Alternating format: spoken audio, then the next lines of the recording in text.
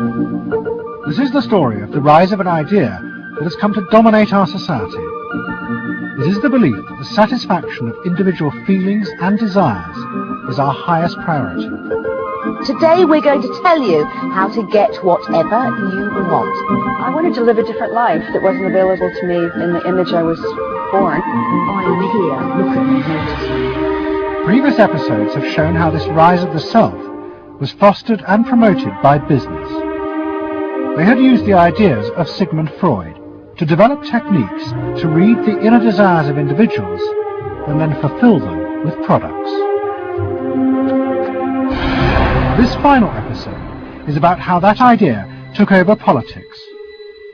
It tells the story of how politicians on the left, in both America and Britain, turned to these techniques to regain power.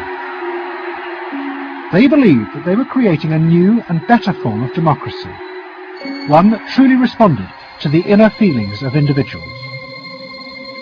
But what the politicians didn't realize was that the aim of those who had originally created these techniques had not been to liberate the people, but to develop a new way of controlling them in an age of mass democracy.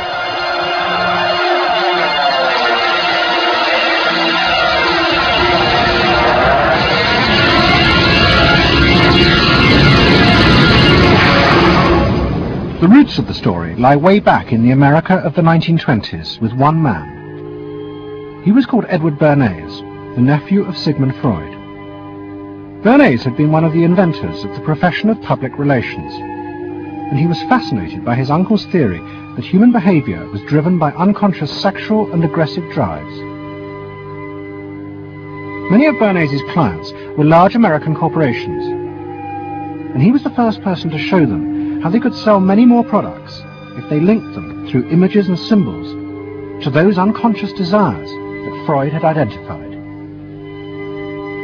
The strategy he offered them was that people could now look at the goods that were emerging within the society and not merely view those goods as things that they needed in order to deal with some specific material want, but also as goods which would stroke and respond to deep emotional yearnings.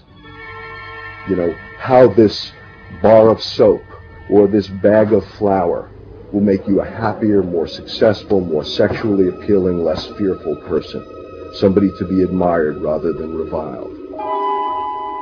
The powerful people in that world are those people who are capable of reading the public mind and giving the public what it wants in those terms. And Bernays was at the heart of it. Bernays was the guy who was the foremost articulator of the theories which were driving this new system. By the 1980s, Bernays' ideas had come of age. A vast industry had grown up in America, devoted to reading the inner desires of consumers. At its heart was the technique of the focus group. Previous episodes have shown how the focus group was invented by psychoanalysts employed by US corporations. The aim was to allow consumers to express their inner feelings and needs, just as patients did in psychoanalysis. The information was then used to promote and design new products that would fulfill those desires. And Edward Bernays, who was now nearly 100 years old, was celebrated as the founding father of this marketing world. Hi, Doctor. Good to see you. Come on up over here. There you go. Doctor, tell me again what the doctor is. What are we dealing with here? You're the father of public relations. What we're dealing with really is the concept that people will believe me more if you call me doctor. Oh, I see. So, that's a good idea. And Bernays' ideas and techniques were also about to conquer Britain in the 1980s. Unlike America, the ruling elites in Britain had always distrusted the idea of pandering to the masses. It was epitomized by the patrician elite who ran the BBC. Even as late as the 60s, popular programs were referred to as ground bait. Their real job was to lure the viewers into watching the more serious programs the elite knew was good for them. And market research reflected this attitude. individuals were observed and classified by market researchers according to their social class, from A through C2, D and E. Probably they might be C2. Yes, I think by the way they're carrying their luggage. Yes, no taxi and all stuffed in the bags like that. I think the lady possibly sets her own hair, which is always an indication. The children are nicely dressed. Yes, they are. Probably a skilled worker. A skilled, yes, a skilled worker. I would think say so. Yes, I would certain apprenticeship or done some qualifying. We agree then. Yes, we think so. Yes. When people were asked their opinion about both products and politics, they were selected by social class and asked only strictly factual questions about what they thought. Leaving your own party sympathies on one side, who do you think will win this forthcoming election? Labour. And tell me which you prefer. Which party do you think you'll be voting for? This time, Liberals. You'll be voting for the Liberals. And who do you think will be second? Conservative. This one. Okay. The idea that one might ask people what they themselves felt and desired, and then give it to them, was seen as alien to the ruling elites, which would challenge their belief that they knew what was best for the public. There's evidence in other countries, in the United States for example, where pollsters have been used before elections to interpret the mood of the public, and then you give people more what they want to have and less what they ought to have. But again, this could be alleged to be more democratic, I don't know. It's very dangerous ground, I think, though, when polls are used in that way. But then, in the economic crisis of the mid-70s, British industry was forced to begin to pay attention to the inner feelings of consumers. As the recession deepened, consumer spending fell dramatically, and the advertisers insisted that the only way for companies to survive was to make their advertising more effective. And to do this, they would have to delve into people's underlying psychological motives for purchasing. The advertising industry started to bring in Americans to run focus groups with British housewives.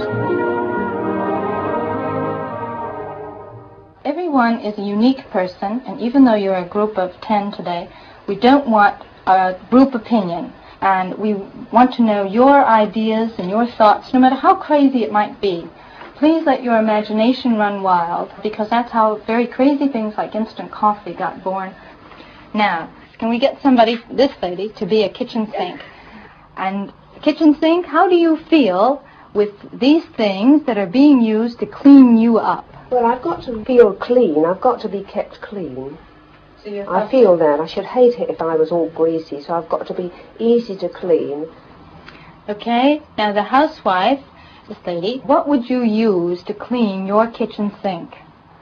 A scouring powder.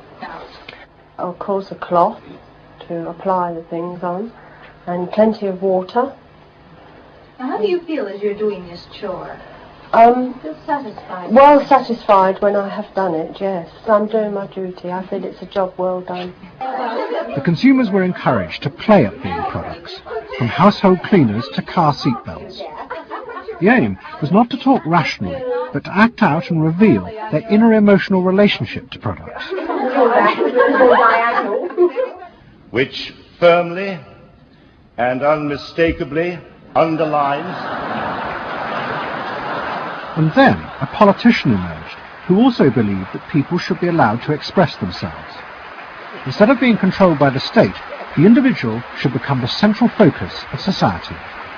Some socialists seem to believe that people should be numbers in a state computer.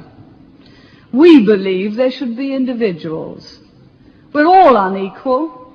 No one, thank heavens, is quite like anyone else, however much the socialists may pretend otherwise. And we believe that everyone has the right to be unequal, but to us, every human being is equally important. A man's right to work as he will, to spend what he earns, to own property, to have the state as servant and not as master, they are the essence of a free economy, and on that freedom all our other freedoms depend. Mrs. Thatcher's vision was of a society in which the wants and desires of millions of individuals would be satisfied through the free market. This, she believed, would be the engine to regenerate Britain. And with her ascent to power, the advertising and marketing industries flourished. Their task was to find out what the British people really wanted and then sell it to them. In this new climate, the focus group flourished, and those who ran them borrowed from the techniques of psychotherapy to delve ever deeper into people's feelings about products. We're trying to understand how people feel about brands, how they relate to brands, that is to say, what the brand's personality is as far as consumers are concerned. And there are a number of techniques which are very, very helpful for getting to that understanding. The consumer is given crayons to doodle, to express their feelings, to go inside their own head, pull out their feelings and somehow get them onto paper. And these are ordinary drinkers expressing their feelings about drinking Guinness.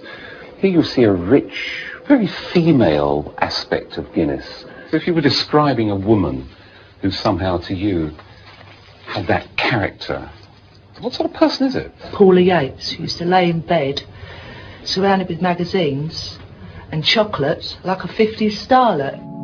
Out of this research, the marketeers began to detect a new individualism. In particular, among those who had voted Conservative for the first time in 1979. They no longer wanted to be seen as part of social classes, but to express themselves. And crucial to this were the products they chose to buy. We identified that there was this trend towards what might be called individualism, where people wanted to still be part of a crowd, but to express themselves as individuals within it, to have their own personalities, to be, I suppose, their own men. I didn't want to be the same as everybody else. I wanted it to be a little bit different, a little bit individual. It's quite individual upstairs. It's not remarkable, but I think it's quite individual. It is expensive. It's Italian. It's Italian, it's expensive, it's good quality. A little bit different. Yeah, we want to set our own standards, so nobody else has got what we've got. We just didn't want it be the same as everybody else. We just want to be different. Business responded eagerly to this new individualism, and it soon became one of the main forces driving the growing consumer boom in Britain. Using the data from the focus groups, manufacturers created new ranges of products that allowed people to express their individuality. Business also recategorized people. They were no longer divided by social class, but by their inner psychological needs. If the primary need is security and belonging, we call the groups mainstreamers. If it's status and the esteem of others, then it's aspirers. If it's control, it's succeeders, and if it's self-esteem, it's reformers.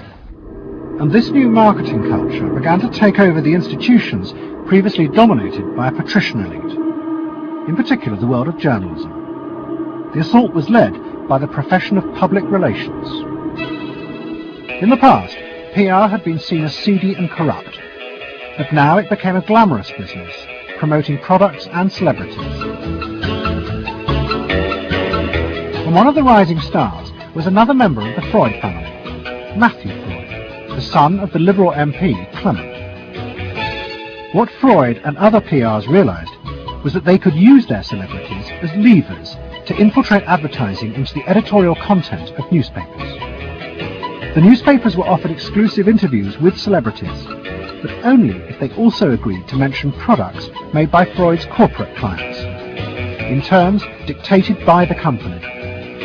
What happened with Freud's was that you effectively got some kind of product placement, or even product, the manufacturers of the product got some degree of control over how their products would appear in print. So if, for example, you did want to write about Caprice's passion for stuffed crust pizza, you would sign a contract which guaranteed that you would mention the firm Pizza Hut in at least twice in certain positions in the introductory paragraph of the article. You would agree to run the Pizza Hut logo at such and such a size in such and such a place, and of course that you would agree to run the enclosed pictures of Caprice eating her stuffed crust pizza. There was no choice about how you would run this article in the press. You were effectively told how to run the article in the press. By Freud's? By Freud's. It's a rise of the corporate culture and the rise of business. To traditional journalists, This infiltration of advertising into the editorial pages was a corruption of their profession. But to Mrs. Thatcher's allies, like Rupert Murdoch, who owned The Sun and The Times, it was part of a democratic revolution against an arrogant elite who had too long ignored the feelings of the masses. They hate to see someone communicating with the masses. They feel that newspapers, the written word, is not for the masses. That should be left to television, or perhaps to nobody. I'm very proud of The Sun. And The Sun was not represented tonight in your film. You just took page 3, which everyone seems so fascinated with. What about page 1, page 2, every other page of the paper? It was a typical piece of slanting and elitism by the BBC, who, after all, in order to get viewers for this program, put on a very sexy episode of Star Trek, which I was watching out in the room there. Oh, I don't think they put it on to get us viewers. I think we just are lucky to follow. They try to carry viewers into these show programs. You know how it's done. By the late 80s, Mrs. Thatcher and her allies in advertising and the media had brought the desires of the individual to the centre of society. As last week's episode showed, it was the same transformation that President Reagan had brought about in America. Both politicians had encouraged business to take over from government the role of fulfilling the needs of the people. In the process, consumers were encouraged to see the satisfaction of their desires as the overriding priority. To Thatcher and Reagan, this was a new and better form of democracy. But to their opponents in the parties of the left, they had summoned up the most selfish and greedy aspects of human nature.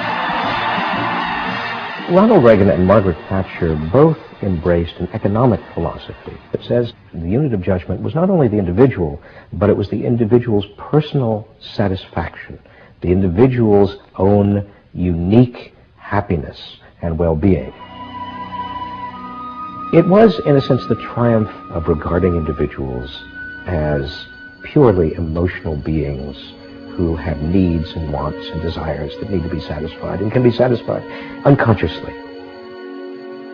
It goes way back to the early part of the 20th century, to Freud, to notions of the unconscious, the assumptions that we are, in terms of our rational minds, we're little corks bobbing around on this great sea of hopes and fears and desires of which we are only dimly aware. And that the role of a marketer, the role of somebody selling something, including a politician, is to appeal to this great swamp of desire, of unconscious desire. The left believed the opposite, that the way to create a better society was not to treat people as emotional, isolated individuals, but to persuade them to realize that they had common interests with others, to help them rise above their individual feelings and fears. Let me assert my firm belief that the only thing we have to fear is fear itself, nameless, unreasoning, unjustified terror, which paralyzes needed efforts to convert retreat into advance.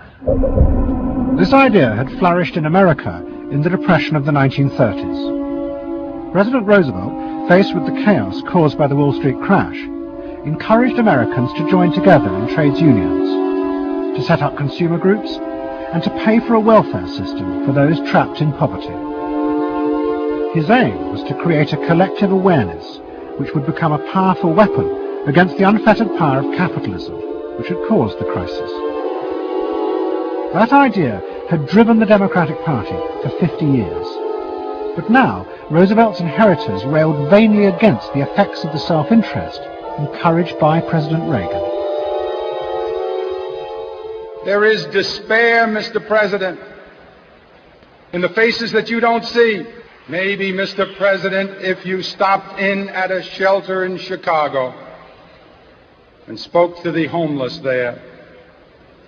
Maybe, Mr. President, if you asked a woman who had been denied the help she needed to feed her children because you said you needed the money for a tax break for a millionaire or for a missile we couldn't afford to use.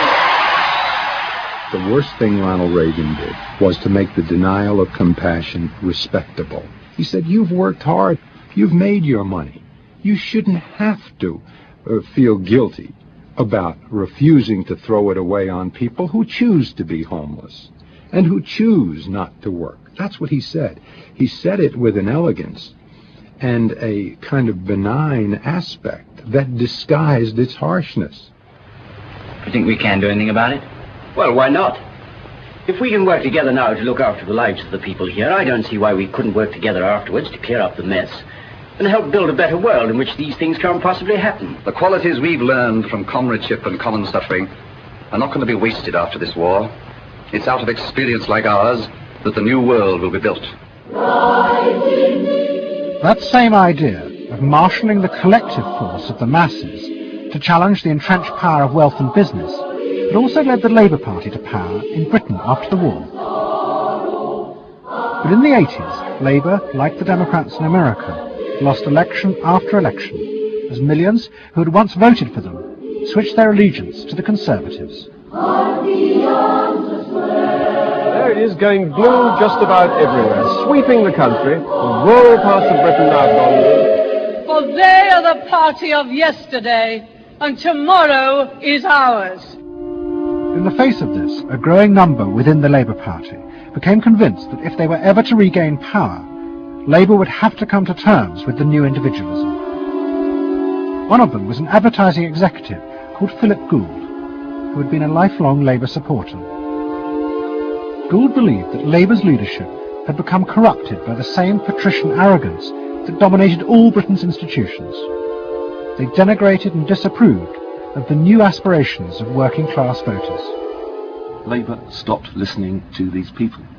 And I remember the best example of this was after the election of 1983, which was the election above all where the people's voices just were not heard. And I had dinner with a leading Labour Party figure who'd been involved in the defeat, heavily involved in the defeat, and his wife said, God, these working class people, they just, we give them education, we give them chances in life, what do? They read the Sun and they just don't vote for us. And there was such a gap between these people just trying to make lives for themselves, better lives for themselves, and the kind of elitism of the Labour Party that was just such a chasm that had to be filled. Gould became part of a small group of modernisers centred around Peter Mandelson.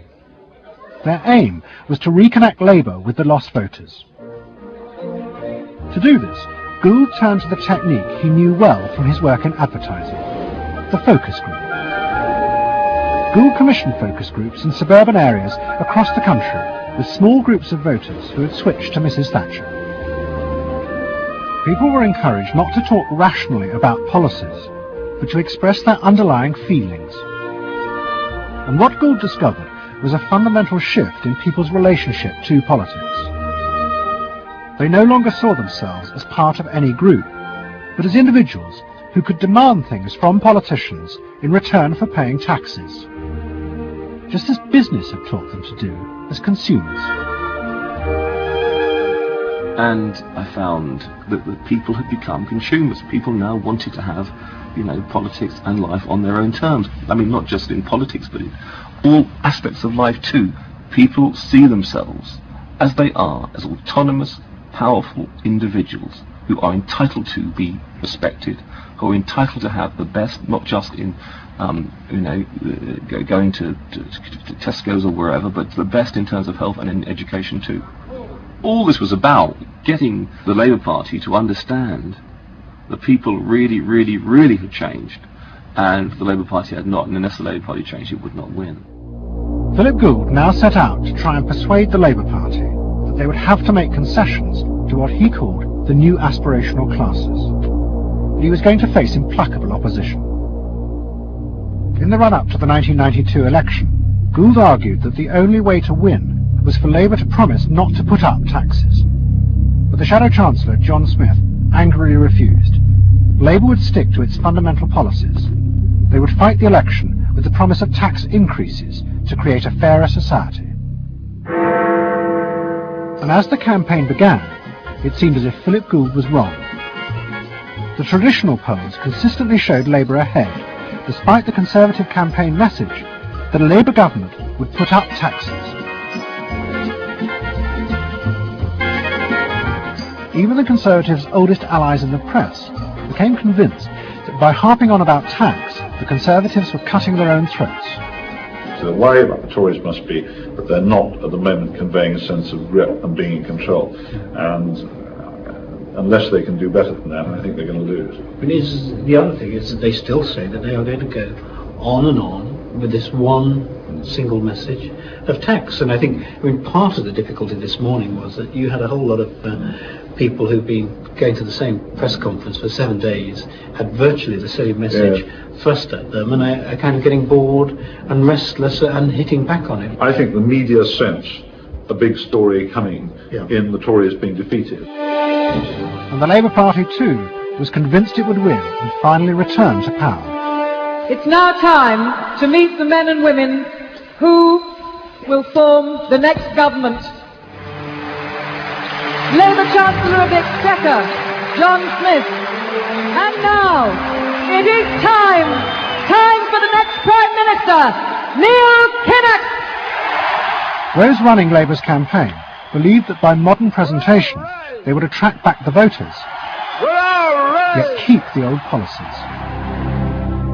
But Philip Gould was convinced that Labour were going to lose. Through his focus groups, he knew that the very people who were telling the traditional pollsters they would vote Labour were in reality preparing to vote Conservative out of self-interest.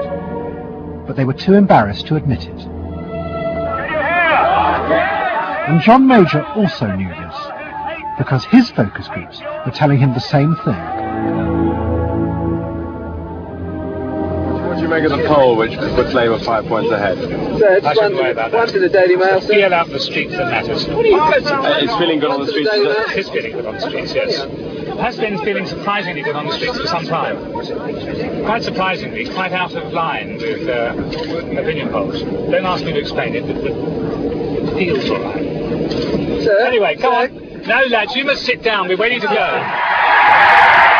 John Major's victory in 1992 was a disaster for the Labour Party.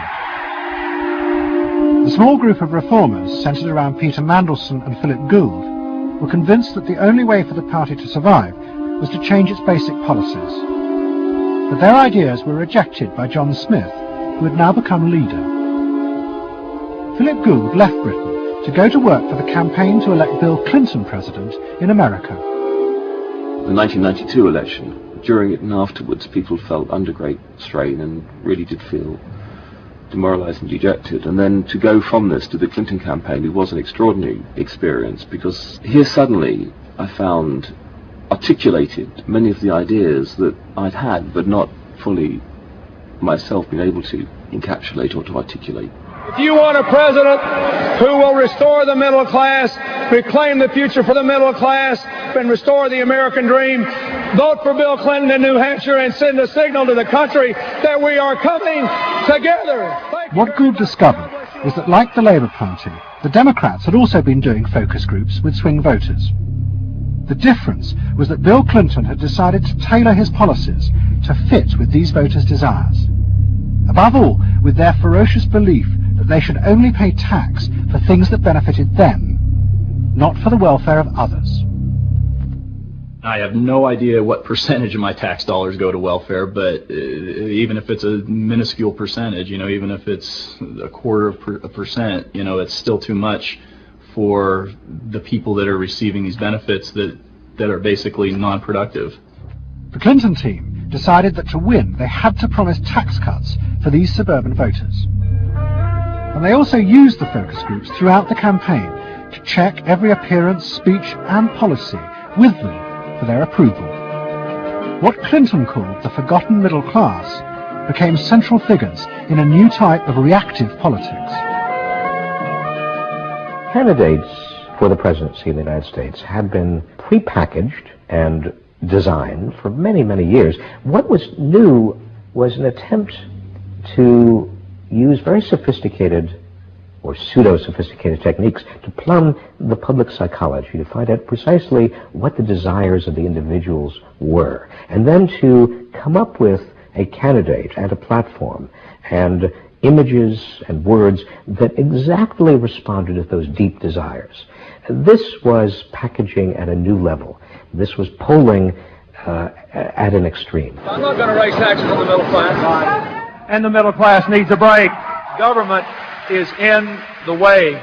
It's taking more of your money and giving you less in return.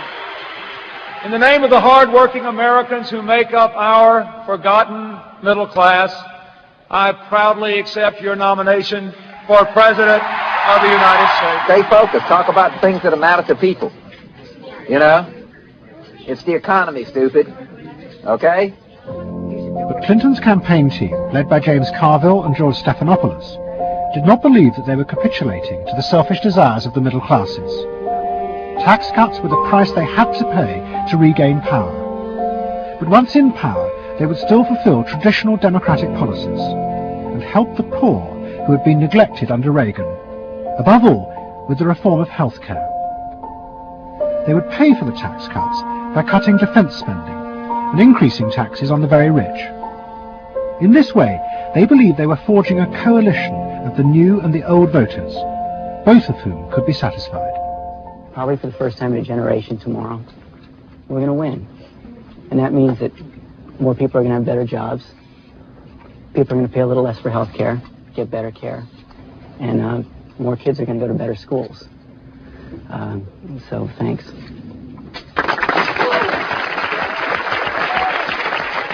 But the Democrats' optimism was to be short-lived. In November 1992, Clinton was triumphantly elected president. But within weeks, his administration discovered that the budget deficit was far greater than they had anticipated. At a meeting in the White House in January 1993, the head of the Federal Reserve told them that the deficit was nearly $300 billion. There was no way they could borrow any more without panicking the markets and causing a crisis. The only way to pay for the proposed tax cuts would be to cut government spending, not just on defence, but on welfare. Clinton was faced with a choice between the old politics and the new, and he chose the old. The tax cuts were dropped, and he tried to inspire the country with the old democratic ideal of government spending to help the poor and disadvantaged. Tonight I want to talk with you about what government can do, because I believe government must do more. To put people to work now, to create 500,000 jobs. Jobs to rebuild our highways and airports, to renovate housing, to bring new life to rural communities and spread hope and opportunity among our nation's youth. Healthcare reform sounds like a great idea to me. Well, I know, but some of these details sure scare the heck out of me. Like what? Well, like for... At the start of the Clinton administration, many of us, including, I believe, President Clinton himself, reverted back to an older tradition, tried to lift the public, to talk about genuine ideals beyond the individual. And that reform agenda being not only universal health care and child care and dealing with the widening inequalities in our society and homelessness, many things that many citizens, just particularly middle-income citizens, didn't want to deal with. But the suburban voters who had been promised tax cuts were not inspired by Bill Clinton's vision. They felt betrayed and wanted revenge. Their opportunity came in 1994 with the congressional elections. The Republicans, led by Newt Gingrich, promised huge tax cuts and to dismantle the welfare system. The voters who had defected to Clinton switched sides yet again, and the Republicans won both houses of Congress in a landslide. Well, I think it's a tremendous vote in favor of smaller government, lower taxes, and in a sense, a renewal of the Thatcher-Reagan tradition. And I think in that sense, it's pretty decisive. It means that the welfare state is going to be less hospitable for people who are not willing to take responsibility for their own situation. No question about it. I think today is the beginning of the end of the welfare state. For Clinton, it was a disaster. Faced with a hostile Congress, there was no way for him to get his reforms through. His personal popularity plummeted, and it seemed certain he would not be re-elected in 2 years' time. In desperation, and without telling his cabinet, Clinton turned for help to one of America's most ruthless political strategists, Dick Morris. What did he want you to do? Save his butt. Clinton was in serious trouble. He had lost the '94 election. He had lost control of Congress, and he hired me to come back and help save him. So he was basically asking me to perform roughly the same role as a life preserver would if you're drowning. What Morris told Clinton was that to win re-election, he would have to transform the very nature of politics. The crucial swing voters in the suburbs now thought and behaved like consumers. The only way to win them back was to forget all ideology and instead turn politics into a form of consumer business. Clinton must try to identify their personal desires and whims and then promise to fulfill them. If he followed those consumer rules, they would follow him. I said that I felt the most important thing for him to do was to bring to the political system the same consumer rules philosophy that the business community has. Because I think politics needs to be as responsive to the whims and the desires of the marketplace as business is. And it needs to be as sensitive to the bottom line, profits or votes, as a business is. I think that all of this involves really a changed view of the voters, so that instead of treating them as targets, you treat them as owners. Instead of treating them as something that you can manipulate, you treat them as something you need to learn from. And instead of feeling that you can stay in one place and you can manipulate the voters, you need to learn what they want and move yourself to accommodate it. To get inside the minds of the swing voters, Morris brought lifestyle marketing into politics for the first time. He went to one of America's most prominent market research firms called Penn & Shern and commissioned what they called a neuro-personality poll.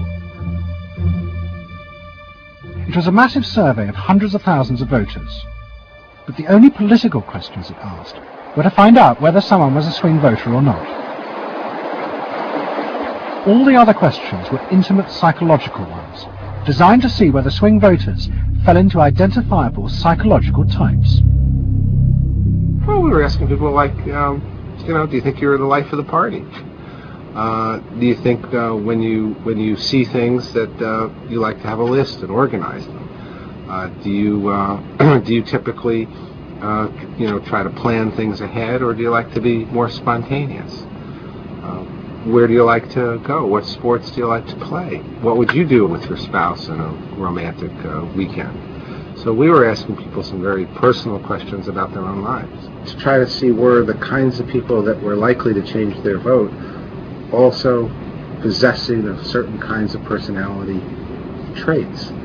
And in fact they were. The neuro-personality poll allowed the Clinton team to segment swing voters into different lifestyle types. They were given names like pools and patios, or caps and gowns, who were urban intellectuals living in university towns. From this, the team could identify ways in which they could make individuals feel more secure in their chosen lifestyles, just as business had learned to do with products. Dick Morris called it small-bore politics, tiny details of people's lives and personal anxieties which politics had never even thought about or noticed before, but which now had become the key to winning power. It was an America that focused on day-to-day practical concerns. Should I wear seatbelts? Should I stop smoking? Should I wear a school uniform? Is my neighborhood being protected? It was not so much a new individualism as the social order as we had known it had broken down. So we got into people's heads, understood their psychology about lifestyle, about values, what they thought was important, what issues they wanted politicians, and particularly the president, to address. And these issues proved to be very, very different from what the conventional wisdom had suggested. As the election campaign began, Clinton revealed Morris's new approach to a shocked White House. All traditional policies were to be dropped. Instead, he would concentrate exclusively on policies that targeted the worries of the swing voters. V-chips would be fitted into televisions to prevent children from watching pornography. And mobile phones would be fitted into school buses to make parents feel more secure. Dick Morris also persuaded the president to spend his leisure time in the same way as particular groups of swing voters. He sent Clinton on a hunting holiday, dressed in exactly the Gore-Tex outfits a group called Big Sky Families liked. The aim was to reflect swing voters' lifestyles back to them. The Liberals in Clinton's cabinet hated this approach. And I would say, well, Dick, why have a campaign? This was the 1996 campaign. If all the president is going to do is offer up these little bite-sized miniature initiatives that appeal to people's desires, like consumers, buying soap, V-chips that you could put in your televisions so you could make sure that your children did not have pornography, and school uniforms. Why talk about them? They're so mundane and they're so tiny. And he would say back, if we don't do this, we may not get reelected. And I would say, what's the point of getting reelected if you have no mandate to do anything when you're reelected? And he'd say, what's the point of having a mandate if you can't get reelected? Isn't the ultimate goal getting reelected? But Morris's new politics were an extraordinary success. Clinton's ratings among the swing voters began to soar. And Dick Morris, along with the marketeer Mark Penn, took effective charge of making White House policy. Mark Penn set up a huge call center in an office block in Denver. And every night, hundreds of telephone operators called swing voters in suburbs across the country to check with them every detail of policies that Clinton was proposing. The policy was made by a group of people manning telephones in Denver, Colorado, placing calls to voters in places like Westchester and Pasadena, and asking them what they wanted from their government, and asking them very specifically about specific policies that Bill Clinton was considering. Would you be more likely to support him if he offered this particular government service, or if he offered that one? Those people told them what they thought. Mark Penn transmitted that to Bill Clinton, and it came out of his mouth. So essentially it was suburban voters in the 90s were creating American domestic policy, and some of its foreign policy as well. Right.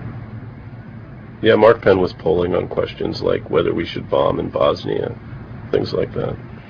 Morris also insisted that Clinton make a symbolic sacrifice of the old politics to convince the swing voters to trust him. In August 1996, Clinton signed a bill which ended the system of guaranteed help for the poor and unemployed. Welfare would be cut back after 2 years in order to force people into work. The new system was called welfare to work, and would, he said, be a hand up, not a handout. It was the effective end of the guaranteed welfare system created by President Roosevelt 60 years before. For many in Clinton's cabinet, it was also the end of the progressive political ideal that Roosevelt had represented.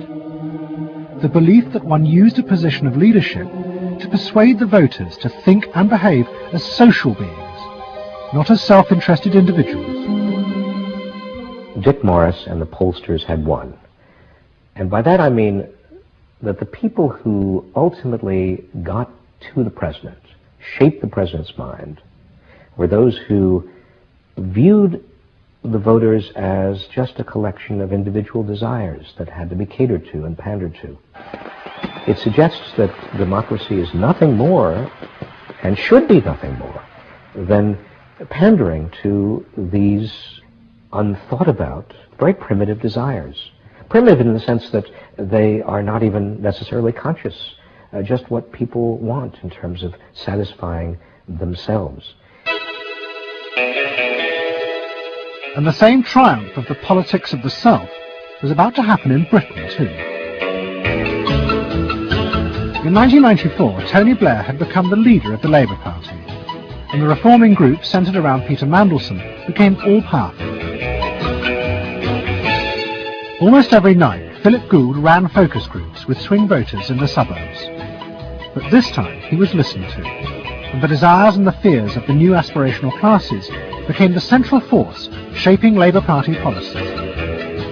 In that period, I was talking to people who used to vote Conservative and were considering voting Labour, and they understood that they are financially pressed and that there are limits to the extent to which taxation can be improved. They think that crime is an issue that matters to them and should be respected. They You know, they want welfare to go to people who deserve welfare, not to people who do not. This was seen of by many in the Labour Party as selfish. I never saw that it was selfish. I believe that you know, a dad or a mum doing their best for their family isn't selfish. They're just doing their best for their family, and that's what people do. A crackdown on those who make life hell in their local neighbourhoods through noise or disturbance. Law and order is a Labour issue today. Philosophy of campaigning is, let's concentrate on swing voters, let's focus group them to find out what they want and what will appeal to them, and let's just relentlessly push those themes in the election. Something is happening to you. After promising to put money in your pocket, the Conservatives are quietly taking it away. Philip Gould was crucial because he gave the raw material, if you like, for these politicians to do this kind of politics. In that when he came up with stuff, they'd follow it, you know, pretty much without exception. Blair himself would pore over these sort of 12-page memos and say, well, this is what we must do. We want people to earn more, to consume the good things of life. We want people to pay lower taxes. Gordon Brown says the Labour government would hold the main tax rates unchanged. The Labour government will not increase the basic rate of tax. I want to make it clear that I will not increase tax. In fact, the Labour Party does stand for middle England, those that aspire to do better, to get on in life, and be ambitious for themselves and their families will do better with Labour. Groups of 8 people drinking wine and nibbling, you know, Cheerios, what they thought determined effectively everything that the Labour Party did.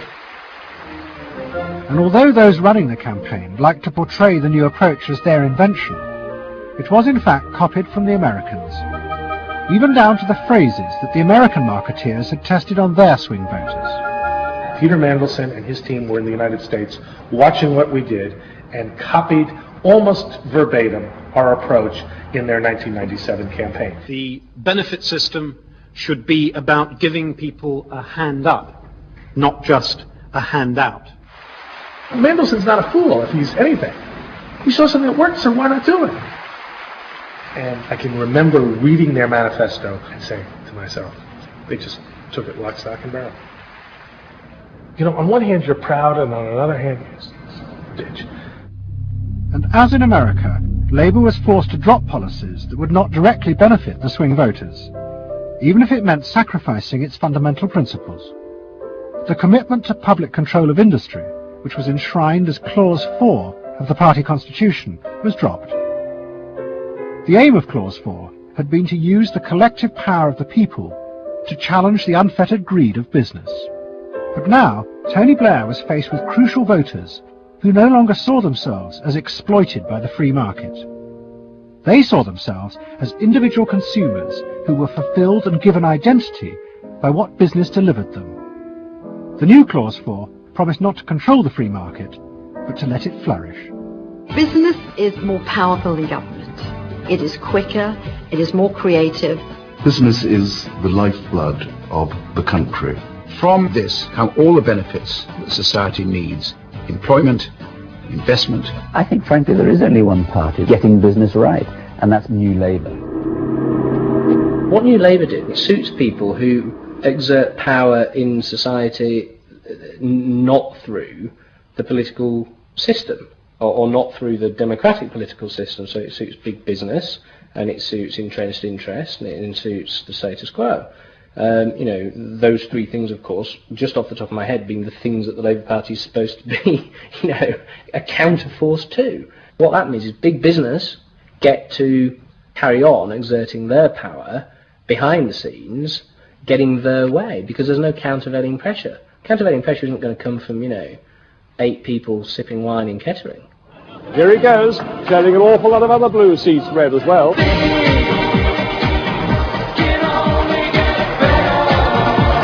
Very happy, very relieved, and very exhilarated. But those who masterminded Labour's victory in 1997 saw it as a triumphant vindication of a new form of democracy. By understanding and fulfilling people's inner desires through the focus group, they were giving power to individuals, not treating them as faceless groups who were told by politicians what was good for them. I don't see the focus group as some marketing tool. I see the focus group as a way of hearing what the people have to say. And I see the focus group as a way to a new form of politics. What the people give, the people can take away. We are the servants, they are the masters now. 1997 is, I think, fundamentally important in that. Because I think it is the end of the elitist politics that's dominated Britain for so much of the last 100 years.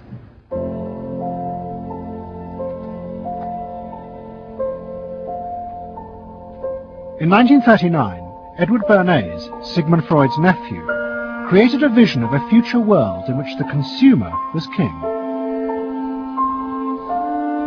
It was at the World's Fair in New York, and Bernays called it Democracy. It was one of the earliest and most dramatic portrayals of a consumerist democracy, a society in which the needs and desires of individuals were read and fulfilled by business and the free market. The World's Fair created a spectacle in which all of these concerns were met, and they were met by Westinghouse and General Motors and the American Cash Register Company, and company after company presented itself as this sort of centerpiece of a society in which human desire and human want and human anxiety would all be responded to and would all be met purely through the free enterprise system. There was this sort of notion that the free market was something that was not guided by ideologies or by political power. It was something that simply was guided by the people's will.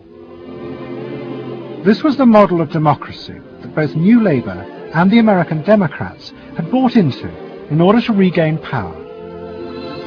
They had used techniques developed by business to read the desires of consumers, and they had accepted Bernays' claim that this was a better form of democracy. But in reality, the World's Fair had been an elaborate piece of propaganda designed by Bernays for his clients, the giant American corporations.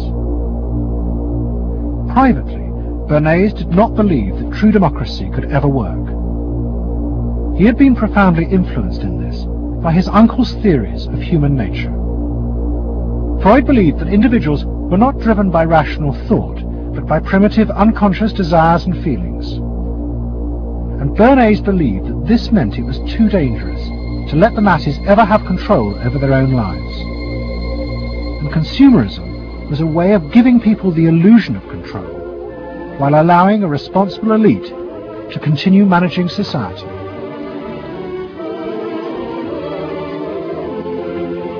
It's not that the people are in charge, but that the people's desires are in charge. The people are not in charge. The people exercise no decision-making power within this environment. So democracy is reduced from something which assumes an active citizenry to something which now increasingly is predicated on the idea of the public as passive consumers, the public as people who essentially what you're delivering them are doggy treats. The problem for New Labour was that it believed the propaganda. They took at face value the idea promoted by business that the systems invented to read the consumer's mind could form the basis for a new type of democracy. Once in power, New Labour tried to govern through a system that Philip Gould called continuous democracy. But what worked for business in designing products led the Labour government into a bewildering maze of contradictory whims and desires. For much of Labour's first term, the focus groups said that the railways were not a high priority, and Labour's policies faithfully reflected this. But now, those same groups are blaming the government for not having invested more money sooner in the railways. The point about focus group politics is that there isn't one because people are contradictory and irrational, and so you have a problem in terms of deciding what you're going to do if all you do is actually listen to a mass of individual opinions that are forever fluctuating and don't really have any coherence, and crucially are not set in context. So that's why people can say, you know, I want lower taxes and better public services. Of course they do. You know, you say, do you want to pay more taxes to get better public services? People are less sure. They then don't believe that if they do pay more taxes, they will be spent on better public services. So you end up in this quagmire where, you know, and the truth is a politician has to say, look, this is what I believe. I believe that you should pay slightly more taxes to make better public services, and I pledge that I'm competent enough to actually use that money wisely. Do you want that? Vote for me, yes or no. And that's what Blair has failed to do. Tony Blair turns around and sort of tries to feed back to them what they already believe, and given what they believe is sort of a load of individual, incoherent, contradictory nonsense, that's all he has to offer. And then he wonders why people don't get him. You know, the answer they don't get him is because they're looking for someone to do something that they can't do themselves, which is actually come up with a coherent political opinion that they might have faith in. New Labour are faced with a dilemma. The system of consumer democracy that they have embraced has trapped them into a series of short-term and often contradictory policies. There are now growing demands that they fulfil a grander vision, that they use the power of government to deal with the problems of growing inequality and the decaying social fabric of the country.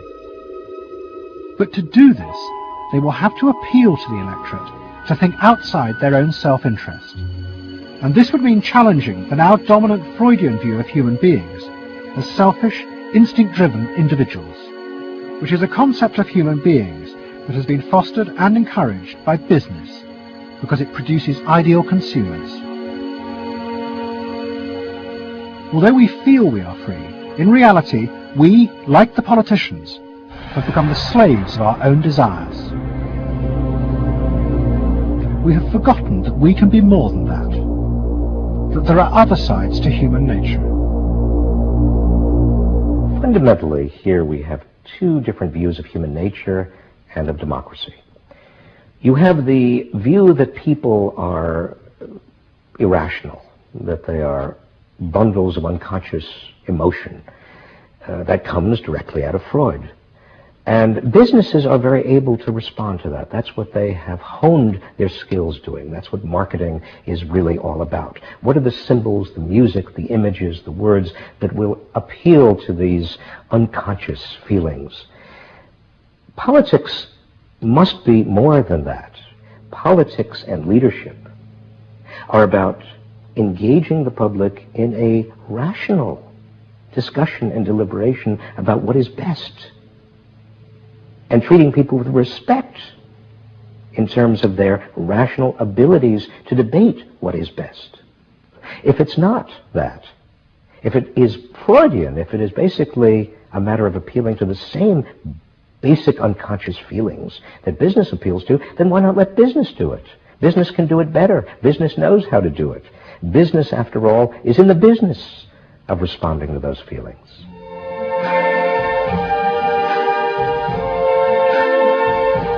I see trees of green, red roses too. I see them bloom for me and you. And I think to myself, what a wonderful world. I think to myself,